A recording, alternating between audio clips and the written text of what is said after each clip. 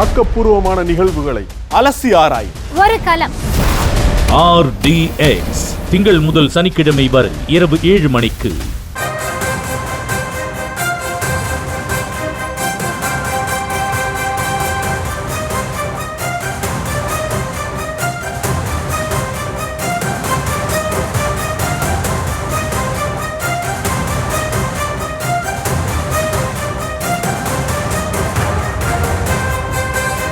செய்திகளை பார்த்து வருகிறோம். அதிமுகவில் செங்கோட்டையன் கலக குரல் எழுப்பிய நிலையில் தொடர்ந்து 3 பேர் அமைதி காத்து வருவதாக செய்திகளை பார்த்து வருகிறோம்.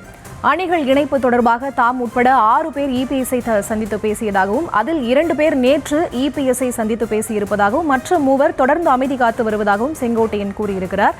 இது தொடர்பான முழுமையான விவரங்களோடு இணைகிறார் எமது செய்தியாளர் வெங்கட்ரமணன். அவரிடம் பேசலாம். வணக்கம் வெங்கட்ரமணன். தொடர்ந்து இந்த அமைதி காக்கக்கூடிய அந்த மும்மூர்த்திகள் யார்? அவர்களுடைய அடுத்த கட்ட நகர்வு என்னவாக இருக்கும்? தொடர்ந்து இபிஎஸ்ஸிடம் இது தொடர்பாக பேசுவார்களா? அவரது தரப்பு வட்டாரங்கள் என்ன சொல்றாங்க? வணக்கம். நேற்று முன்தினம் ஈரோடு மாவட்டம் கோபிச்செட்டிப்பாளையத்தில் அதிமுக முதலமைச்சர் செங்கோட்டையன் மறப்போம் மன்னிப்போம் என செயல்பட்டு அதிமுகவில் இருந்து வெளியே சென்றவர்களை அரவணைக்க வேண்டும் என தெரிவித்திருந்தார். குறிப்பாக இது தொடர்பாக முடிவெடுக்க அதிமுக பொதுச் செயலாளர் எடப்பாடி பழனிசாமிக்கு 10 நாள் கெடு விதித்திருந்தார். இந்த செய்தியாளர் சந்திப்பின் போது பல்வேறு விஷயங்களை அவர் குறிப்பிட்டு பேசியிருந்தார். தேர்தல் களத்தில் பிற கட்சிகள் எல்லோரும் பயணிக்க தொடங்கி இருக்கக்கூடிய நிலையில விரைவில் ஒருங்கிணைப்பு பணிகள் நடக்க வேண்டும். இந்த மனநிலையில் அனைவரும் இணைந்து அதற்காக செயல்படுவோம். ஒருவேளை மாற்றம் ஏற்படவில்லை என்றால் அதிமுக ஆட்சி மலர ஏதுவான சூழல் இருக்காது உள்ளிட்ட பல்வேறு விஷயங்கள் செய்தியாளர் சந்திப்பில் பேசியிருந்தார். குறிப்பாக செங்கோட்டையன் உள்ளிட்ட 6 பேர் இபிஎஸ்ஐ சந்தித்து தான் உட்பட 6 பேர் இபிஎஸ்ஐ சந்தித்து அணிகள் இணைப்பு பற்றி பேசியதாக செங்கோட்டையன் செய்தியாளர் சந்திப்பில் கூறியிருந்தார்.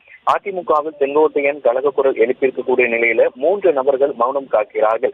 செங்கோட்டையன் கூறிய 6 பேரில் 2 பேர் நேற்று இபிஎஸ்ஐ சந்தித்து ஆலோசனை மேற்கொண்டிருக்கிறார்கள். குறிப்பாக செங்கோட்டையனுடைய செய்தியாளர் சந்திப்பு பிறகு நேற்றைய தினம் திண்டுக்கல்ல அதிமுக பொதுச் செயலாளர் எடப்பாடி பழனிசாமி தலைமையில ஒரு அவசர ஆலோசனை கூட்டம் என்பது நடைபெற்றது. இந்த ஆலோசனை கூட்டத்திற்கு பிறகாக தான் அதிமுக பொறுப்புகளில் இருந்து செங்கோட்டையன் நீக்கப்படுவதாக அதிமுக பொதுச் செயலாளர் எடப்பாடி பழனிசாமி அறிவித்திருந்தார்.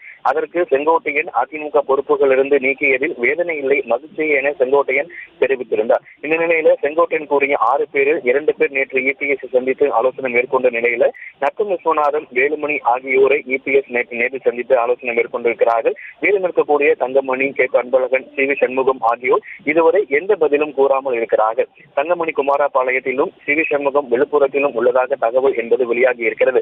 கே. அன்பழகனை பொறுத்தவரை அவர் தர்மபுரியில் நேற்று மாவட்ட நிர்வாகிகளோடு ஆலோசனை மேற்கொண்டதாக தகவலும் வெளியாகி இருக்கிறது.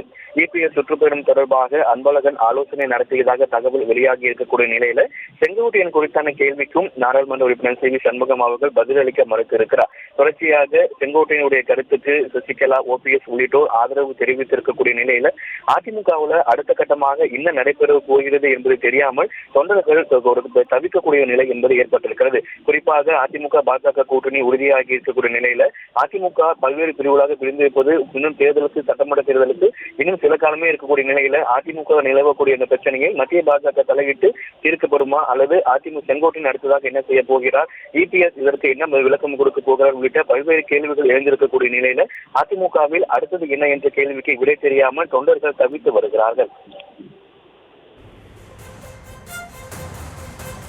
தற்போதைய விவரங்களுக்கு நன்றி வெங்கட்ரமணன். ஆக்கப்பூர்வமான நிகழ்வுகளை அலசி ஆராய் ஒரு களம். RDX திங்கள் முதல் சனிக்கிழமை வரை இரவு 7 மணிக்கு.